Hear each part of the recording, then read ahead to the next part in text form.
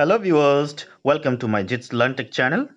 Today we're going to discuss on a very important topic, that is Gandhian model of development. Before going to the discussion, please like and subscribe my channel. Also do not forget to press the bell button. Gandhian model of development. Gandhian model of development is greatly different from the Western and socialist models of development. Western and socialist models define development in terms of socio-economic equality, prosperity, industrial and technological developments, and a high standard of living. But the Gandhian model places emphasis upon moral and spiritual development. It gives primacy to the supremacy of moral values in society, polity, and economy. Mahatma Gandhi's development model advocates less dependence of the people on state, village-based society, economic and political development, democratic development, and village-level self-sufficiency. In fact, Mahatma Gandhi defines development in terms of develop ideal society known as the Ram Rajya. Even though Mahatma Gandhi was not an economist, but we could find his view on economic development in his great book Hind Swaraj. Gandhi's idea on economic development are based on the principles of nonviolence and self-sufficiency. He articulated about the problems associated with wealth inequality and its role in disturbing the peace in the society. He took inspiration from various religions in constructing his way of life and his economic principles based on truth and nonviolence. Mahatma Gandhi believed that there is enough on this earth to meet the need, but not to meet the greed of people. As we all know that Gandhi was the critic of Western model of development, he was of the view that if we used a similar model of development in India, like that of Western countries, then here in India, every section of the people will not be benefited, especially the poor downtrodden farmers will remain untouched. See, Gandhi was not against development, but he was against the Western model of development. Gandhiji himself followed some fundamental ideas in life. These were nonviolence and Swaraj. Gandhi's nonviolence was meant for nonviolence towards nature. It essentially includes nonviolence towards nature. Swaraj essentially includes minimization of needs so that you have independence from the needs as well. This is a part of Swaraj. And you being non-violent towards the nature is a part of the larger idea called non-violence. Now let us look at the economic policies of Gandhiji. Economic policy of Gandhi is based on three pillars. These are economic growth, redistributive justice, and moral regeneration. Mahatma Gandhi was not against development. He also wanted that development should take place in the country. Secondly, redistributive justice. The second pillar of Gandhi's economic policy is redistributive justice. We know that Mahatma Gandhi is total against inequality. Redistributive justice means that it is not that only one person should have all the money and others should be left to starve to death. Here, Gandhiji means that everything should be distributed in a proper manner so that justice could prevail in the society. Third pillar is moral regeneration. Here, moral regeneration means that if you have earned a lot of money and the economy of the country is also growing, then moral value should also be high. So here the question arises is how can we define that in a country moral regeneration is taking place or not? This can be known through the concept of seven sins. Seven sins, it is a concept of Gandhiji. These seven sins are wealth without work. Number one is wealth without work. It means that you have a wealth but you didn't work anything. This is a sin according to Gandhiji. Next is pleasure without conscience. This is also a sin. Thirdly, knowledge without character. It is also a sin. Next is commerce without morality. According to Gandhiji, for example, today in the world there are a lot of companies, but they are making atom bomb. They are making virus. Say, for example, in the cold drinks of Coca-Cola, the companies that are mixing pesticides in the drink. This is just for business and profits. Next is science without humanity. Here, science without humanity means you have the knowledge, you have the science of making a medicine, and you make a medicine. But the problem here is that you sell it for high prices. This is known as science without humanity. Next is worship without sacrifice. Here, sacrifice means it doesn't mean that you should sacrifice animals. Here, sacrifice means you need to share those what you have. See, human beings has lot to sacrifice. You can sacrifice your time, such as like Mother Teresa. No, we can go to ashram and make service. We can work for the people, for the poor people. We can do charity, as Mother Teresa has did. Next is politics without ethics.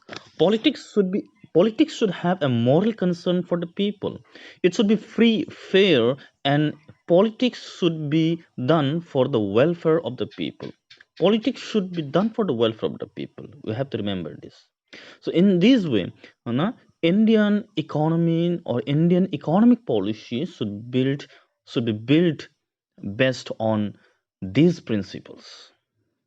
Now, let us try to discuss the features of the Gandhian model of development. The first feature is trusteeship. Trusteeship for Gandhi, it is a dynamic concept that can bring change in the established institutions. It is a means of transforming the present capitalist order of society into an egalitarian one. An individual is not free to hold or use his wealth for selfish satisfaction. The common property is to be used for the good of one and all including the rich have to work for the society according to his or her capacity and they will receive as per needs. Property owners are caretakers of the property for the common good. Trusteeship aims at some realizable outcomes like capital labor, cooperation, formation of social capital, reduction in concentration of economic power in a few hands, and voluntarily cutting down the ones. The next principle is the principle of bread labor. This principle of bread labor aims to realize the dignity of labor. Mahatma Gandhi recommends that everyone should perform a physical labor or should involve himself in some form of manual labor to understand the hardships of men involved in such jobs. Physical labor, it is a great equalizing force. He recommended that there should be equality of status among all. We should also give equal importance to all the people working around us. Say, for example, the work of a lawyer as well as that of the barber, their work should be treated equal and given equal importance and value. Now, let us discuss another feature which is known as decentralized economy. We know that Gandhism is opposed to centralized economy because Gandhi thinks that economic centralization helps capitalism to flourish. It leads to economic exploitation of man by man and nation by nation. Big industries need raw materials in large quantities. The craftsman does not get supply of raw materials at proper rates. Due to large scale production by machines, the demand for goods produced by craftsmen goes down and consequently they have to face unemployment. The source for raw materials gives birth to colonialism and imperialism. For an overpopulated country like India, centralized production is unsuitable as it leads to unemployment.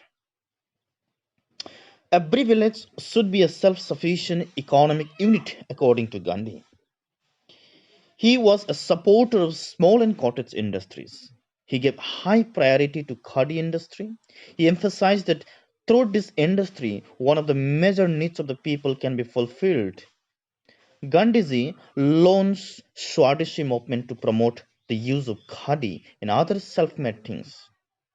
Gandhiji was against mechanism farming, large-scale farming, and large-scale industrialization too. He was in favor of personal intensive farming on a small scale. He wanted to protect every human and cattle power from the competition of machines. Another feature of Gandhian model of development is limited functioning of state. Gandhiji wanted to limit the functions of the state. Like individualists, Gandhiji regarded the state as a necessary evil. He wished to assign to it minimum functions only. He believed that government is the best which governs the least. Self-government really means greater freedom from the control of the state. Undoubtedly, there are certain functions which cannot be performed without the state. However, a large number of functions can be performed without the state. This can be done by the people solely through their own initiatives and mutual cooperation. Gandhiji did not look with favor the growing power of the states. The next feature is ideal society or Ram Rajya. Gandhi's ideal society was meant for stateless democratic society. This society was to be a federation of self-contained and self-regulated village communities, and it was to work on the basis of people's voluntary and peaceful cooperation. To Gandhi, every village was to be a small republic, having a panchayat with full powers. Every village republic was to have the right to manage all its own affairs. It is also to protect itself from foreign aggression through its own means. Such a society was to be highly civilized, in which every individual was to be aware of its needs and necessity of working with others on the basis of equal level. Gandhiji named his ideal society as Ram Rajya because, according to Gandhi, Ram Rajya is completely based on truth and non-violence. In the ideal society of Mahatma Gandhi, people are expected that they will live a happy and peaceful life on the basis of moral and spiritual values. Let us move to another feature which is known as democracy and panchayats. Gandhiji knew very well that his ideal of stateless village-based self-government could not be realized in a short time. He therefore supported democracy as the best form of government. However, the central point of his concept of democracy was village panchayat system. Panchayats were to play a special role in the Gandhian democracy. The members of panchayats were to be directly elected by the people. The right to vote was to be given only to those persons who will perform one or the other type of physical labor. Panchayats were to have sufficient powers to run the administration of villages. Above village panchayats, there were to be district level panchayats whose members were to be elected indirectly by the members of the village panchayats. Its district panchayat was to manage the district administration. Above the district administration, there was to be the provincial government whose members were to be elected by the district panchayats. Above the provincial governments, there was to be a central government. The members of the central parliament and the supreme executive were to be elected indirectly by all the provincial assemblies. The functions of the central government were to be kept limited. Thus, the whole country was to be ruled by panchayats of the people. The next feature we have is decentralization of powers.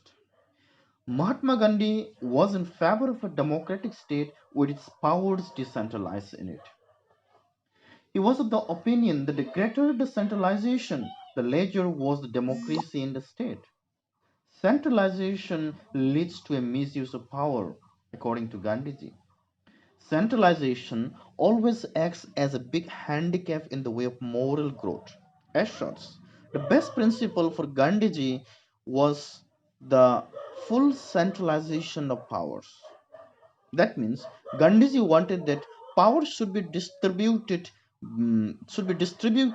among different levels of administrative units. Another very important feature of Gandhi's model of development is a reform of agriculture. Gandhiji says that there is a need of agricultural reforms in the country. If agriculture is not reformed in India, then how will the problem of hunger, the problem of poverty, and problem of unemployment be solved? Because we know that India is an agricultural state, therefore, agricultural reforms should be given priority by the government. If we put emphasis on On this aspect, then Gandhi believed that the problem of hunger, problem of unemployment, and the problem of poverty will get automatically solved by itself.